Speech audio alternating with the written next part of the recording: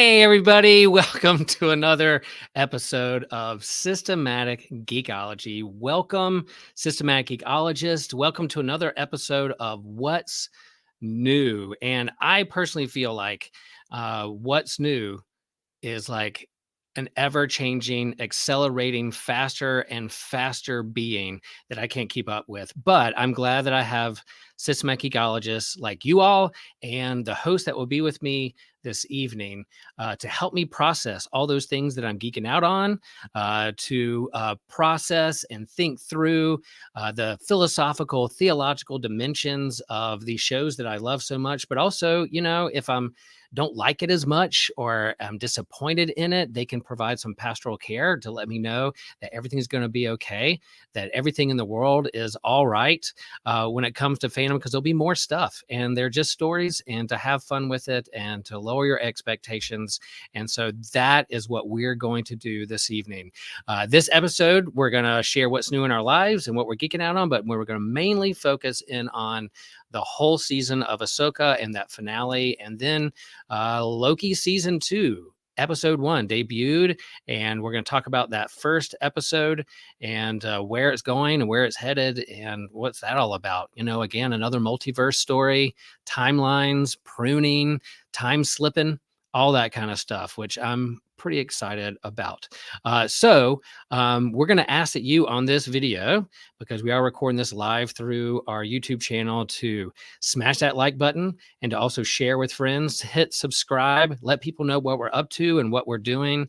And again, thank you. There's a lot of options out there, a lot of things happening, but you chose to spend your time with us on YouTube and with your podcast. So thanks. So without further ado, I want to invite some friends on this feed. They're going to help me process some stories that I'm geeking out on. So first of all, I want to bring up my friend Kevin. There he is. Kevin, what is new with you? What have you been geeking out on? What's up, Will? I love the intro music and your intro, by the way. This has got me going. But I'm doing well. I was just traveling, so I don't have a ton of new stuff, but I did want to mention I saw The Creator about a week ago. That's the new sci-fi movie from Gareth Edwards, who's the guy who did Rogue One. And actually, Rogue One was his last movie before this, so it was an interesting gap there in between. Usually, I mean, there are a few directors who take that kind of long gap in between projects, but The Creator is an AI sci-fi movie where humans and AI, start a big war. And at this point, the movie starts, the only area that still supports AI is this futuristic version of Asia called New Asia. And the humans are, the rest of the humans and the American government are going in to try to thwart the last remnants of it and to find the original creator of the AI technology. And John David Washington plays one of these soldiers who's sent in to infiltrate. And his story goes from there. He ends up losing someone in the process and goes rogue for a long time before he's brought in back to this mission to New Asia. And the movie as a whole, it's a mixed bag for me in terms of the script. There were big plot holes and things where I thought there could have been more of an emotional impact.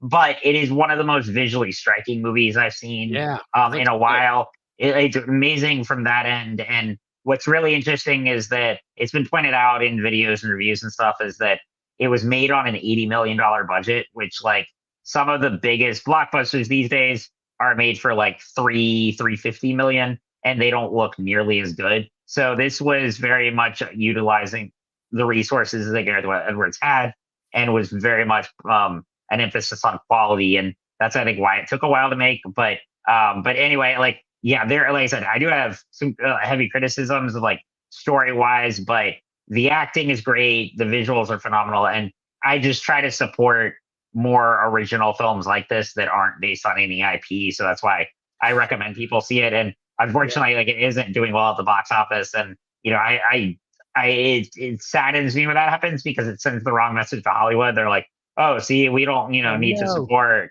original stuff. That doesn't make any money. So I just put that out there because I want audiences to go out and support original movies and shows that aren't based on anything previously, because, even if you don't like one in particular, it'll lead more to others, and not everything has to be based on an existing property. So that's, I know I could rattle off several others, but that's the one I wanted to focus on today because I know we got a lot to discuss with Ahsoka.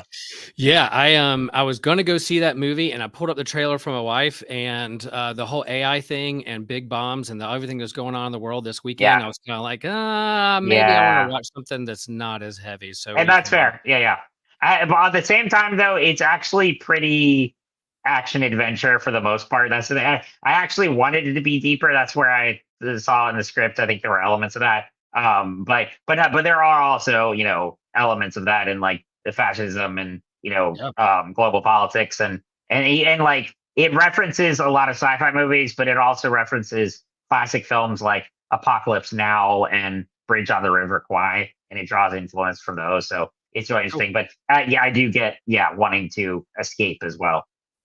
All right. Well, all right. I have another friend with me, so I'm going to bring him on board. He's going to tell me, Daniel, what's up? You may know him from other episodes and his famous YouTube channel that we want to promote. Daniel, what's the name of your YouTube channel? And then, what's new with you? What are you geeking out on? Oh, you're muted. You're muted. Oh, that's good. Please, Will, you're muted. It's called Recaps with Dan. And yes, my Mandalorian Season 2 video has 100 views. So highly dude, it's recommend. so good. It's so good. Yeah, Recaps with Dan. Good luck finding it.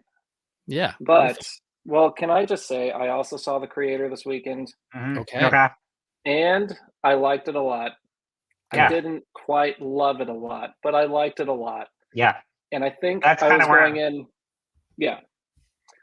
I was going in expecting a conversation about AI and the ethics of AI and that kind of thing.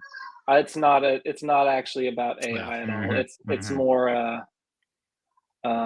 about the other and prejudice was kind of my takeaway. So didn't love it, enjoyed it quite a bit. Very thought provoking. And someday when I feel like being sad, I'll watch it again. That's what it is. I know. It's a fair assessment. We were gonna go see it, and I was like, I think I'm gonna be sad at this movie, so let's pass on. There's a place for that, and there will be. I'll probably see it. I'll watch it online, maybe go to theaters. But this particular weekend, I was not there. Any other things you're geeking out on, Dan, or that I do the lightning round? I do have one other that I'm enjoying quite a bit.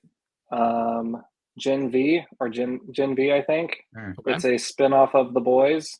Okay. Would not recommend it for most people, especially if you're a Christian. But it is it's a spinoff of The Boys, but it revolves around a superhero college, and all the characters are attending the college. They all have superpowers, but it really goes pretty deep into different struggles and body image and dieting and self-harm. Like, it's pretty dark. Yeah. I would not recommend it for most people, but I can imagine the boys in college and yes, and the shenanigans that happen there. Boy, I bet. It has me hooked. It's just very dark. So I'm sorry, Amazon Prime, but I cannot recommend the show. But it's really good. Nice. I love that. Great. All right. I'm gonna bring another friend on. Friend of mine, James. There you are. Hey, bud. How you doing? Whoa, D-Mass. Got the large Yeah. here. What's new? What are you geeking out on? All right. So just a few things going on in your life these days. I know. I'm getting married soon, so I'm geeking out on like wedding liturgy and all things wedding are happening in my life right now. What's that date again? I need to know if I need to be there or not. November 11th, and you do need to be there. That's right. Reverend William Rose III. Okay. So I'm gonna kick it from heavy stuff to super light stuff, because what I've been geeking out on recently is Pokemon. All right, so I'm a huge Pokemon collector. Whoa, the air horn for Pikachu. Yeah. Amazing.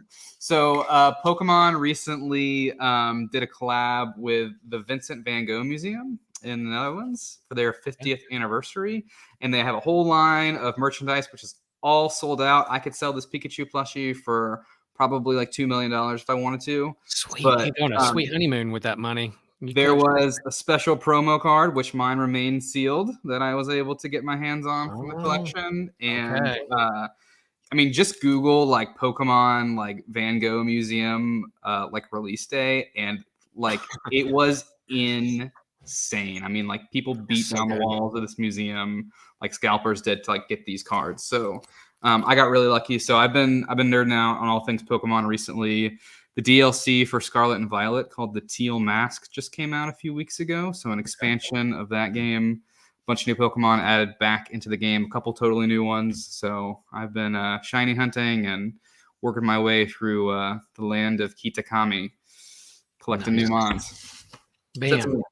There you go. Yeah, I'm. What's new with me is that it's been a busy fall. A lot of cool things coming up. I'm really geeking out on.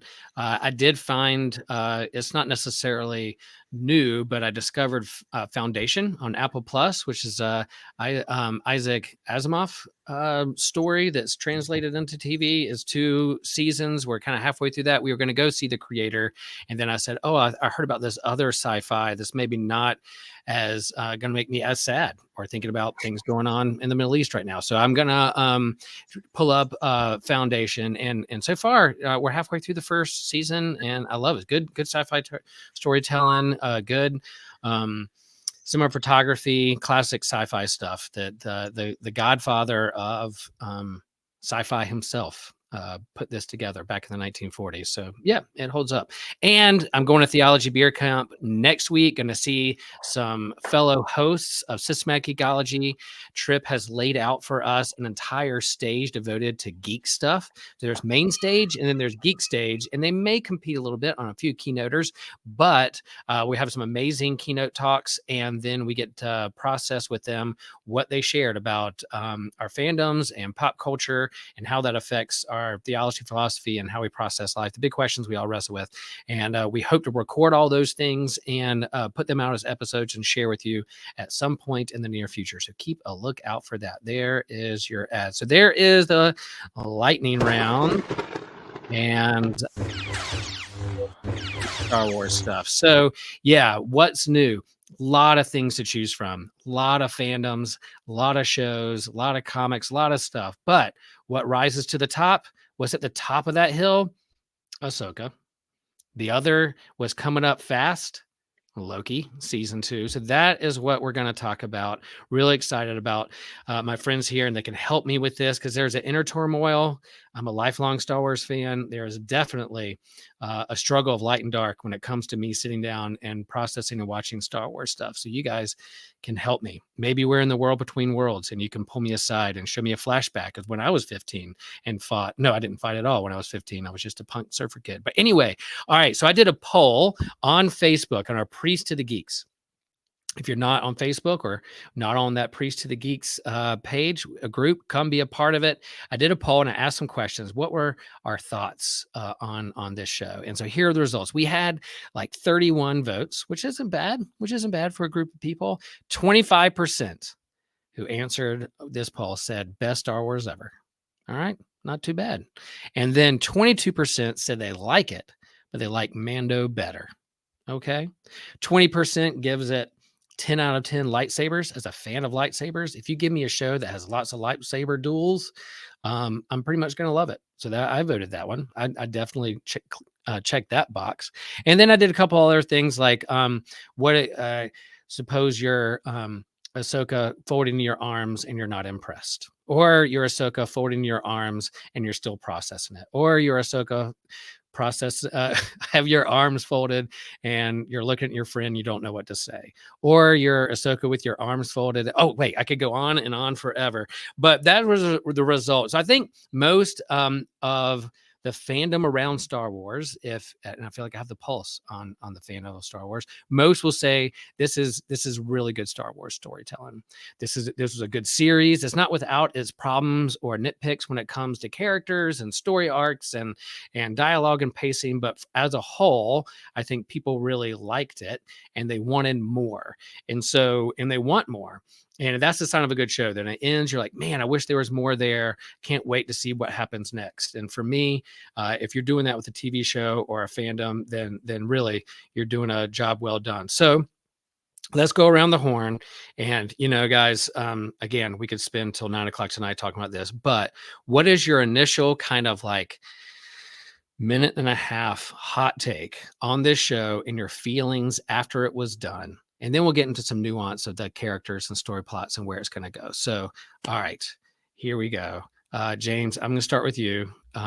What is your minute and a half hot take on this show? Oof. Oh man. I loved this show for so many different reasons. Introducing these characters into the mainstream of Star Wars fandom was really awesome to watch happen for me. I thought the show did a great job at answering a lot of questions, only to open up a new entire subset of questions that is going to make people really want to come back.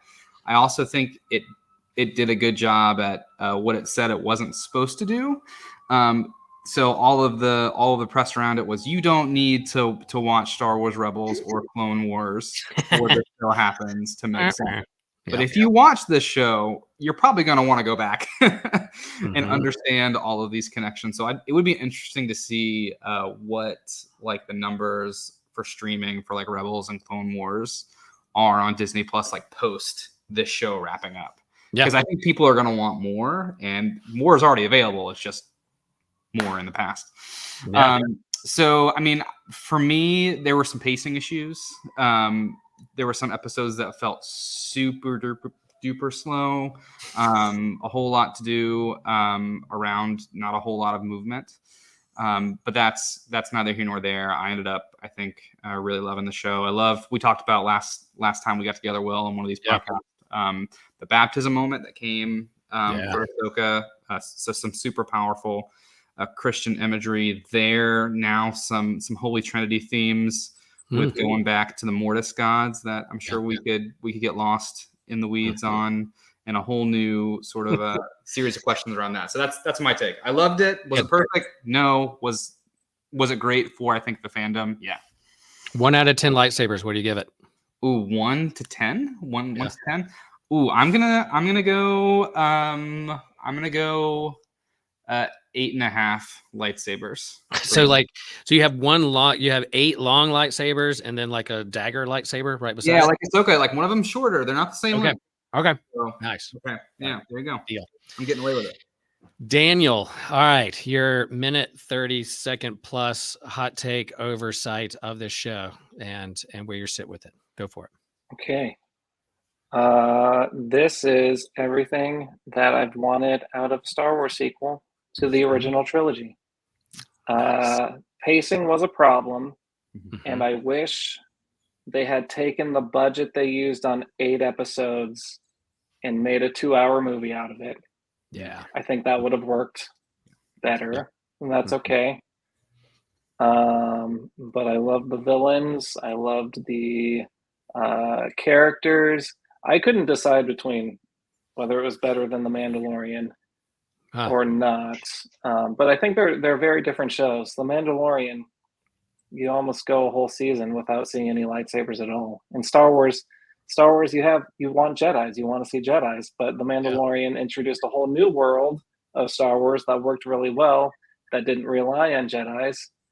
And now this show almost had too much lightsabers. I didn't find all of the duels terribly engaging. Okay. But the last 2 episodes I thought were just perfect, and it was a perfect ending. Left it open, but in a way where I look forward to seeing what's going to happen next. But I was also satisfied enough that I don't feel like I have to know right now what's going to happen. So that was my fear. I was afraid it was going to be this huge cliffhanger, and it kind of was, and we're going to have to wait a long time to see what happens. And that's kind of true, but it also kind of ended on a positive note, at least as far as character development goes. Nice.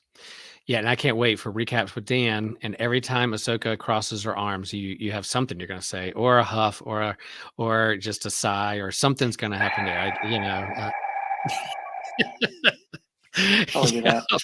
yeah, probably that. All right, 1 out of 10 lightsabers. What do you give it, Dan? I'm gonna go 8, which is much higher than a lot of Star Wars that exist right now. Yeah, there you go. Good one. Nice. All right, Kevin, share with us your minute 30-second plus hot take thoughts. Your avatar for systematic ecology is Kanan, and is a Star Wars rebel. He's in that universe. His son shows up in Ahsoka. He has force abilities. So there you are, standing there with your lightsaber. What are your thoughts on this show? Yeah, I mean, going in, I mean, like, Kanan is my avatar. I have an Ahsoka keychain on my wheelchair. Met Ashley Eckstein, so very much invested in particularly like this era. And I would say easily the highlight of the show was the episode in the World Between Worlds with. And if I mean, Dana, you were talking about budget wise, like, yeah, if they had the budget for that episode across the border, oh my gosh, that would because like that was definitely the height. But yeah, like both of you, I did really enjoy it. There are certainly flaws and that like the pacing and everything, and it's more in the finale. It does like it leaves it on a big cliffhanger, and there's some interesting stuff that happens. But the only thing I thought was missing there was more of the dramatic weight that could have been there. It's like they kept saying like because I'm thinking well, you brought up the idea of people who haven't watched Clone Wars or Rebels and are watching this. I'm trying to put myself in the perspective of viewers like that because from their end they hear, oh, Thrawn is such a big threat. Oh, this is horrible. But I don't know if that's as conveyed as well as it could be here because it's like Lars Mikkelsen is great. All the actors are fantastic. And, you get like tidbits, but it felt like it should have been a more heavy impact when Thrawn does make it out of Peridia and back to the main galaxy. And instead, like Ahsoka at the end is like, no, we're right. We're supposed to be. I'm like, I'm like, I don't know. For like, I take that two ways. For me, on one hand, it's like, no, you should be more terrified. But on another, she's clearly a more ethereal being at this point and is sort of like a white wizard. And maybe she has more insight than we do. And with a lot of the imagery in that last episode, it's kind of setting it up like she could be a Mortis god. And that would be pretty awesome. And so like, because I mean, you were expecting going into the finale that they were all going to escape Peridia and then the war was going to happen and all that. But now Ahsoka and Sabine are stuck here for at least a prolonged amount of time. And I'm interested in seeing where that will go. But I know that's a little rambling there, but overall, no, I really did enjoy it. There's certainly flaws. And I keep going back whether I wanted this to be longer or, Danny, you brought up like a movie because I definitely think looking at some of those shows, Obi-Wan would have worked way better as a movie than as because there was pacing there that was just like kind of. I mean, I enjoyed Obi-Wan more than a lot, but I think there was a lot of just like filler scenes there. Here, I think with Filoni's storytelling, he does better with longer arcs, and I realize they have a more limited budget here than they do with an animated series. But nonetheless, I think this could have benefited from a couple more episodes, especially because like we said, it ended up raising more questions than it answered. And the big things like Baylan Skull, I think was a huge highlight of the season. And we have inklings of what his motivations are and what he wants to do, but it's still that leaves it totally open. And so I really am curious is like from here, are they going to make an Ahsoka season 2? Or are they going to just go into Filoni's movie that was announced a little while ago at Star Wars Celebration? So that I'm all very curious about. Also, it just would have been chef's kiss if at the reunion at the end when Ezra reunites with Hera, why wasn't Zeb there and why wasn't Callus there? That would have been cool. But like that was like, come on, but still, and Ezra was a major highlight. Great actor there. And that was really cool. Just seeing the seamless transition from these characters from animated to live action was very satisfactory. So overall, I'd give it 8 out of 10 lightsabers. So very strong. Could have been improved still, but overall, yeah. Daniel, like you said, it's like this is like the sequel. Like this whole era, and the infamy. This is the sequel. Like I think all of us wanted. And there are a lot of things about the sequel trilogy I really like. It just I don't. That's a whole other topic. But here it really satisfies long-term fans. And yeah, I don't really know how you watch this from start to finish without having watched any of Clone Wars or Rebels, but that's interesting. Yeah. I'm sure there were people. Nice. So the mystery here is, though, we have 2 8s and an 8.5. Will bring up the average or down the average on lightsabers? Stay tuned after this commercial break. Nope, there's no commercials. We're just going to go right into this. I'm with you guys. I'm with you. I thought this was peak Star Wars. I think Filoni understands the grandscape of the Star Wars universe, put all the keys in his hands of the storytelling moving forward. I totally trust him when it comes to telling a story. I do think I'm a little curious, or I scratch my head a little bit when it comes to like editing and pacing issues with these shows. Obi-Wan had it. Sometimes Mandalorian had it for me. This one definitely had it. It's Rebel season 5, is with Ahsoka in there. I guess this season, right? There was 4 seasons of Rebels, and this is this is the 5th season. I'm a huge fan of lightsabers, and so you could just throw them in every single episode, and I will just eat it up. I've been that way since I was 4.5 years old, and will continue to be so. So lightsabers show up, I'm there and love it. So I love the grand scope of the universe. I love the newer characters, the legacy characters, if you call them legacy from Rebels. I do think that at times it felt like a big setup for the next season or a movie. And that has been frustrating me with some of the Disney Plus shows and some of Star Wars. I feel like they'll do a setup, and then you got to wait 2 or 3 years to answer some questions coming later. And I just need like 3 more sentences, 3 more narrations, a couple explanations, couple character moments where they have a heart to heart, where it's not like, well, it's complicated. It's like, no, just have a conversation like your friends about why is it complicated. I wouldn't say that to my friend who I haven't seen in 20 years. I'd be like, hey, we need to have a conversation. Maybe you don't want to ruin the moment. You don't want to be a Debbie Downer or whatever, but I feel like there could be some conversation in there that would have helped the storyline. All in all, man, cool moments. Episode 5, the baptismal imagery, the Anakin flight. I think the series peaked with episode 5, and then everything else was just kind of, icing on the cake. I did feel like the finale fell a little flat for me because I knew the cliffhanger was coming. I think it could have used 2 more episodes, make it 10 episodes, and then there you have it, or make it to a movie. I know that they're going to have a big challenge on their hands with what to do with Balin, because the actor who played him passed away. And so what do you do with that character in terms of recasting? You kill him off screen, you have conversation, you do an animated short about him, all those things. I don't envy what they have to do to tell his story and what's going on next. The potential that I've been thinking about, we have the baptismal imagery. I'm a good Lutheran. Orthodox Christianity says, what do you baptize in? The name of the Father, Son, the Holy Spirit. So Mortis is there, and you have a father, you have a son, you have a daughter. Man, at the end, all right, y'all, we're talking about Ahsoka. If you're still hanging in with us, and there's spoilers, sorry, but there's Anakin, this Force Ghost at the very end staring. What if he's the father? And then he invites Ahsoka to be the daughter, and then either Balin, or maybe you could even have Luke be the son, and you have this kind of Trinitarian Mortis Force thing, and that explains a lot of why Ahsoka's not there in the sequel trilogy. She is a part of that Mortis Trinitarian entanglement that's happening there with the Force in this show. So there's a lot of potential there. Balin Skull and his I know I'm going way longer than a minute and a half hot take, but we can build off this. The Balin as this kind of gray, not Jedi, not Sith, but a Boken Jedi is what they're calling it, kind of in some circles, which it's interesting to me.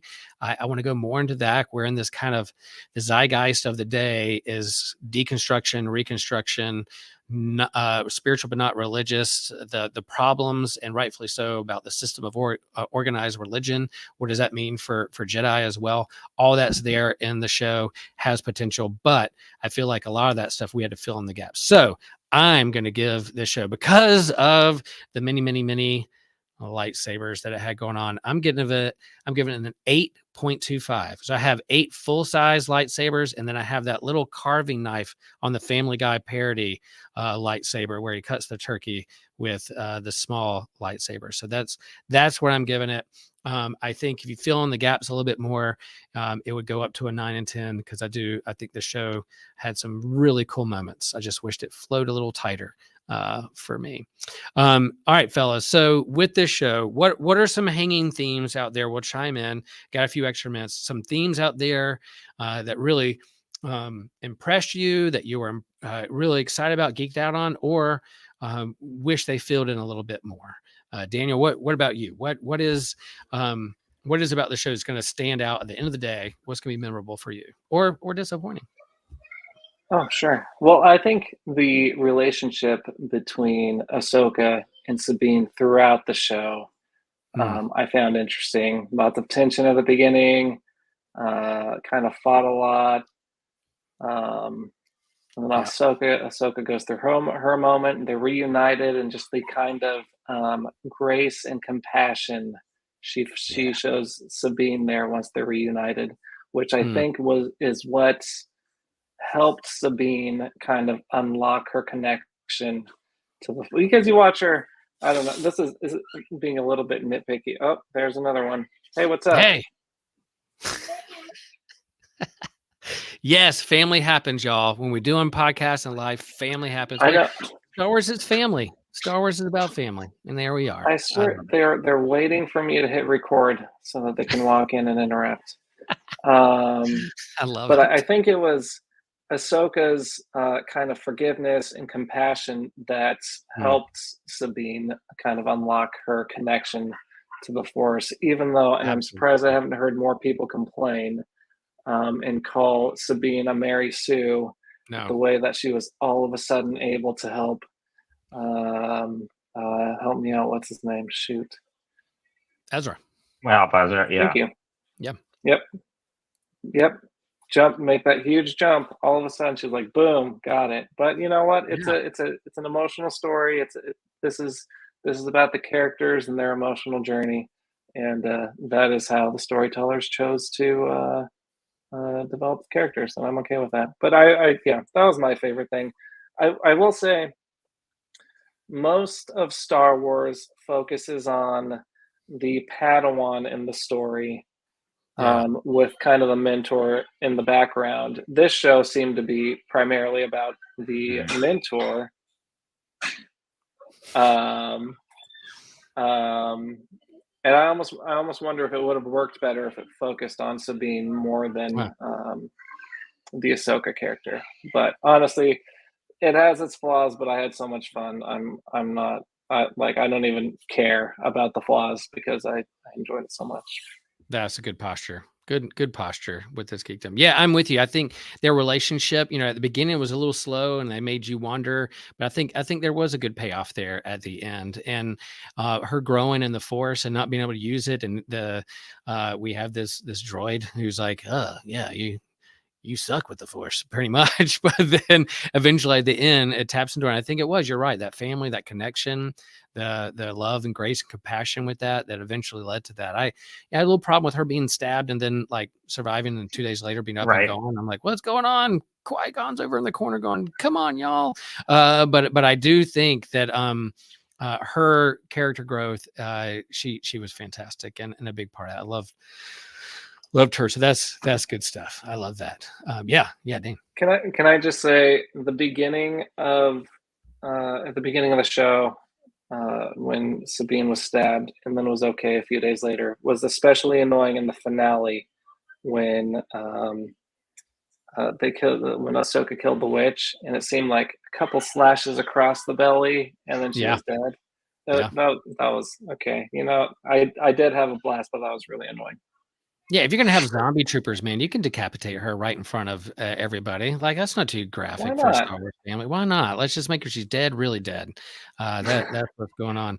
Yeah, I'm with you. Here we have host of the show, friend of the show, Christian. He gives it 8.5. Man, that is going up there. Would have preferred Ahsoka to be more of a character in her show, but big Sabine, I'm being force sensitive, but Thrawn and Ezra were perfect. Loved Balin. And yeah, fun overall. Good stuff. Yeah, Christian, we're with you. We're pretty much on the same page. And he's a huge Star Wars fan. He doesn't like the sequel trilogy as much. We're kind of, we're somewhat in the same camp with that. But man, I'm glad to see Ahsoka won him over there.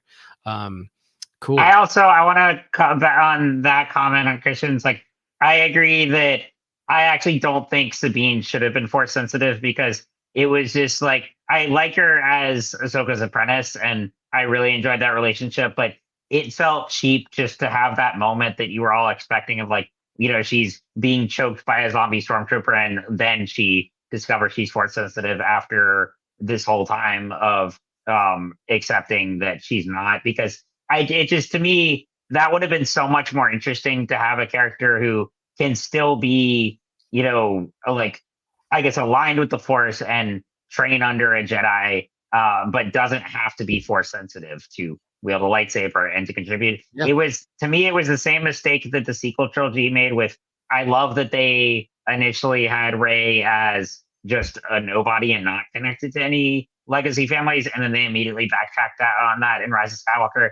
That's what it kind of felt like here. It was just like, oh, yeah, she became force sensitive because the plot demanded it in the finale. So that just felt a little like, it wasn't an insult to her character. It just felt a little cheap that that's how they did it. And I think it would have actually been cooler because she is such a resourceful character and so has so many other skills that, like, in that scene where she's being choked by the stormtrooper, and she realizes she can't use the Force, then grabs a gun or something, and or Ezra helps her or whatever, I just felt like it was too just thrown in there at the end. That but we'll stick with you, Kevin. What was there a moment that grabbed you, or a certain theme that happened, or maybe there's something you wish to do a little bit more of? What say you?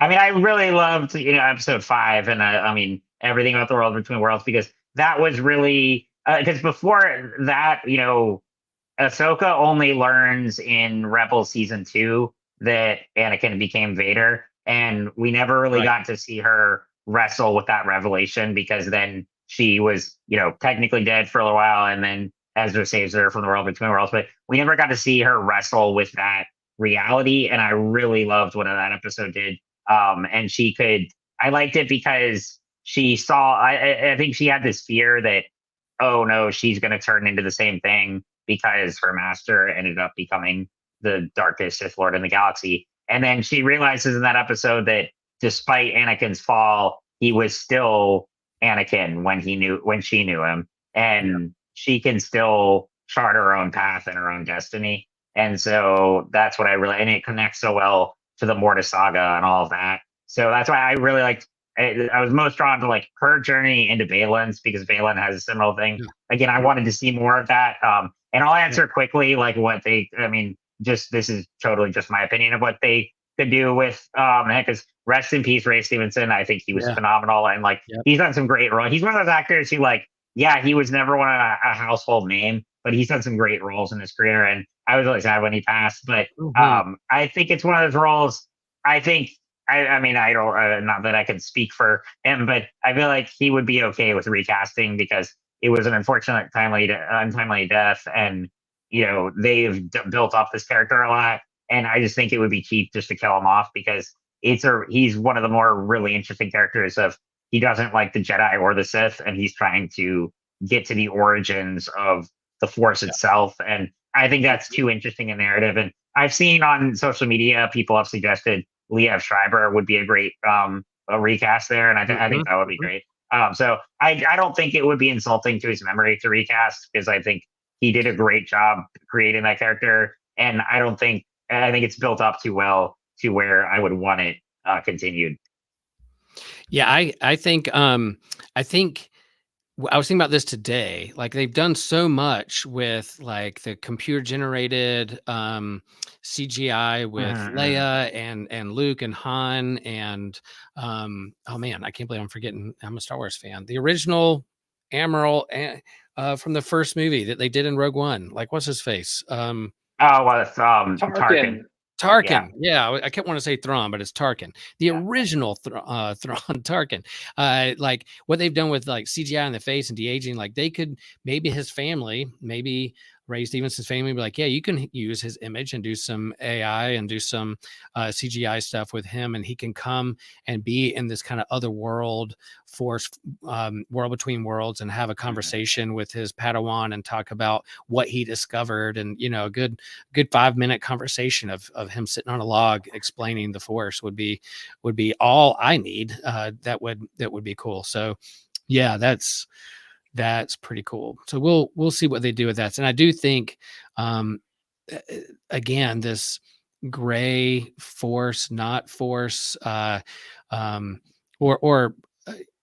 Star Wars, the original trilogy is so binary, dark and light, rebels against the Empire.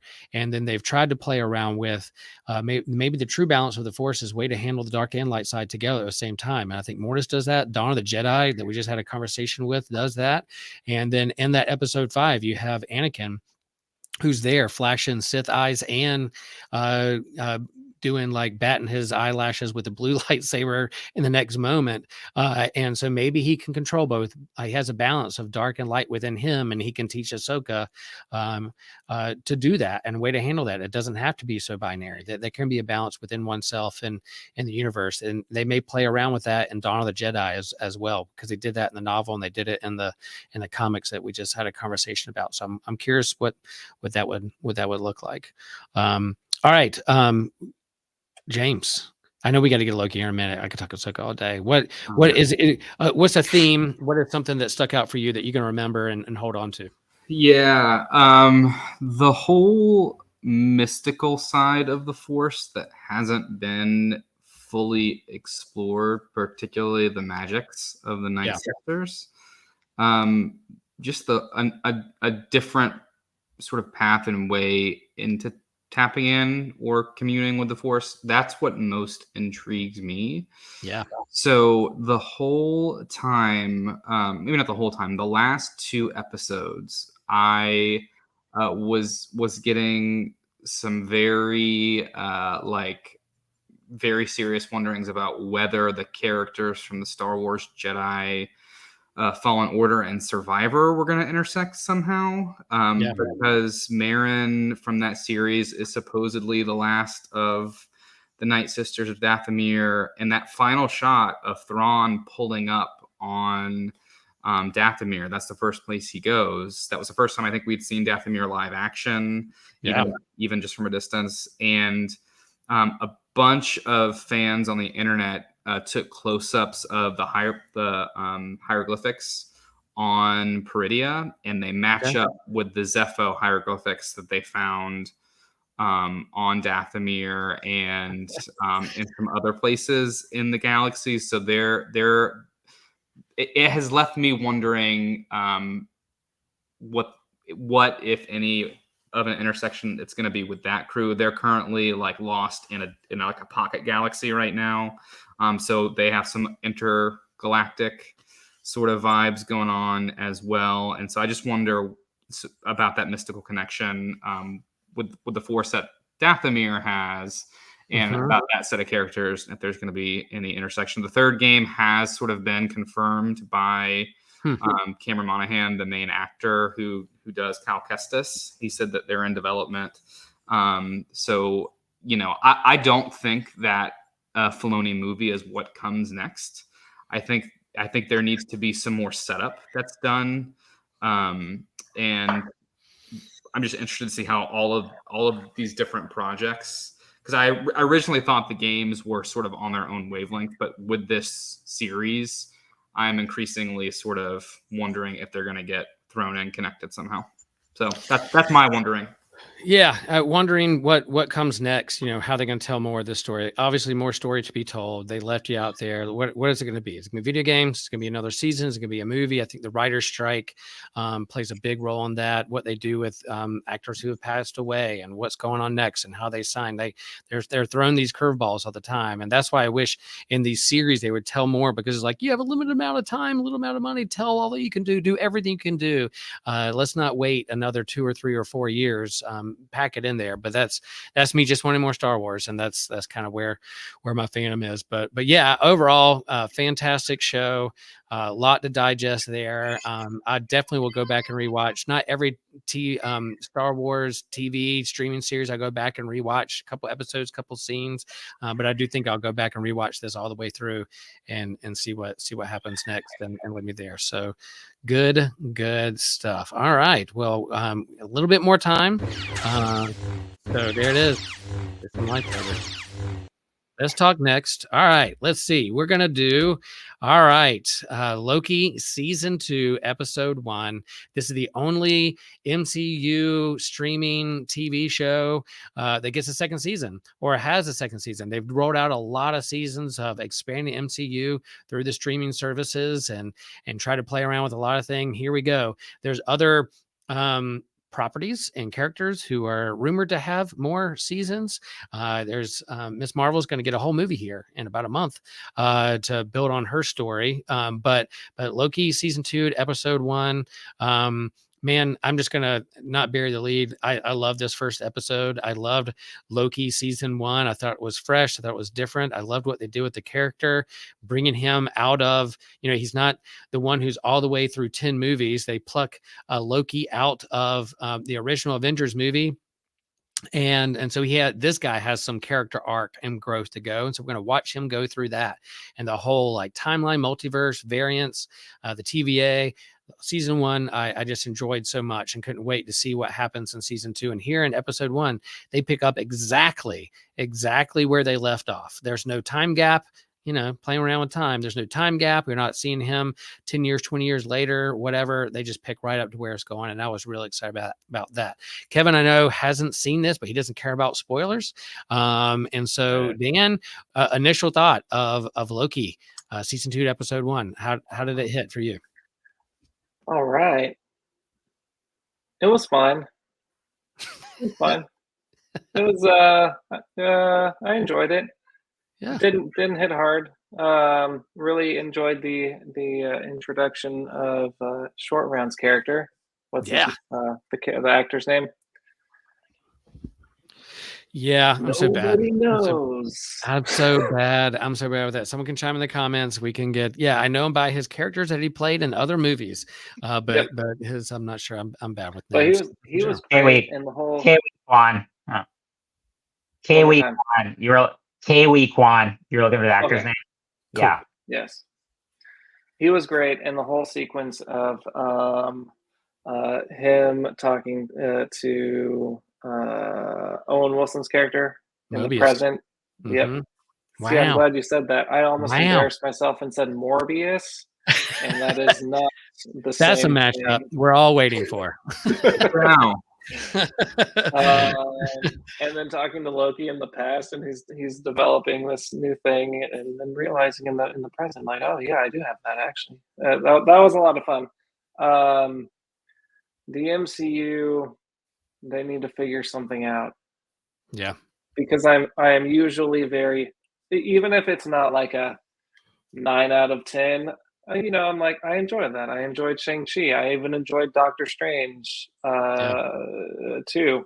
But they don't seem to have as many connecting threads, and I think they lost it at the introduction of a bunch of TV shows. So, but I'll keep watching it.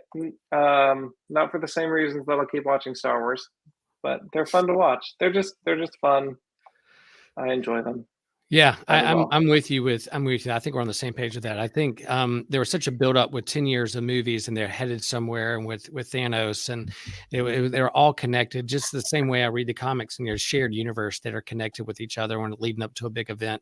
I feel like as of late, it was kind of what's next. They're throwing some curveballs again with COVID and what to do with these actors and what's happening next. I think they had some plans, and I also think when it came to Loki season 1, it built He Who Remains.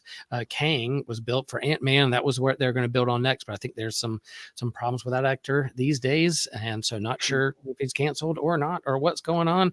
But yeah, Kang would be an awesome person to revolve around in terms of the big villain and what's happening next. I feel like what they've tried to express what the multiverse is or isn't when it comes to Strange and Spider-Man, and then with Loki, they're kind of all over the place. But this particular show, in and of itself, yeah, I had fun. It was a blast. I could watch that over and again just for the acting itself. So, James, you watched it. What was your first? Where did it hit you? So I was just gonna say that there's not a ton I feel like we could even spoil from this episode. Like not a lot happened. Not a lot happened, but I loved it still. Like I loved this episode. I felt like it was a strong start, sort of what Christian said in the comments as well. You know, the actors are great. It was a fun trying to watch Loki sort through himself getting displaced in time and pulled back and forth and having those conversations was great. Was great character development more than anything else. Introducing Ouroboros is the character's name. Yep. He was a great character, and I'm excited to see not Obi-Wan, but just Obi. Yeah, excuse me, Obi. Yeah, I'm excited to see what they do with that. Yeah, and this was really the question for me. Again, is around Jonathan Majors as Kang, and he didn't show up in this episode at all. There was like one flashback of He Who Remains. But they could have done some things. You saw his sort of facade in some of the settings. That would have been a great time to start making that change. I mean, I feel like that's CGI stuff that they could have begun to edit out, find a new actor. So I don't know what they're going to do with that, because he's just that character is so pivotal. I mean, the easy way out is, he has many variants. The variants don't all have to look identical, whatever. We can do that. That could be the easy way out, but it's going to be interesting to see what they do. I was hooked into season 2 with this episode. I'm excited to see where it goes, and how they can sort of start tying some of this stuff together. I mean, I just think the MCU got too ambitious in general. They try to go in too many different directions too quickly, and as a result, didn't do any of it particularly well. Yeah, and like I think the best Phase 4 project for me personally was Shang-Chi. That was a great movie. That was a great origin story movie, and they've nailed that formula. And when they stick to that formula, it's great. But when they want to sort of begin to move beyond that into some sort of uncharted territory here, some of the stuff that works in the comics, they're just gonna have to do some different things to make it work live action. Yeah. Can I just say real quick, it's funny that the two shows we're watching, we're talking about recasting major characters for very different reasons. Yeah. Yes. Good clarification. Fair enough. Yeah, and there was a moment in the show where he drives and his car like scrapes the side of the statue. He starts to crumble, and I'm like, there's an image of like this particular person, this particular actor. This thing is crumbling. Are they going to try and do something new with this? But the end of season 1, there was a different variant of him back in time in like the 1920s or turn of the century or whatever. And he's going to show up this season. So they've definitely locked him down. He's going to act in this. They didn't recast him for that. That's going to happen. But I loved, I think what I'm taking away from this initial, we're right back where we started, where last season ended. They're going to build upon what they've already told, and the same actors that I loved in season 1 are back for season 2. So let's tell some more story. And then I think what really struck with me is there's a point of like Mobius and Hunter B-15. They're having this conversation about like everything they knew is not right.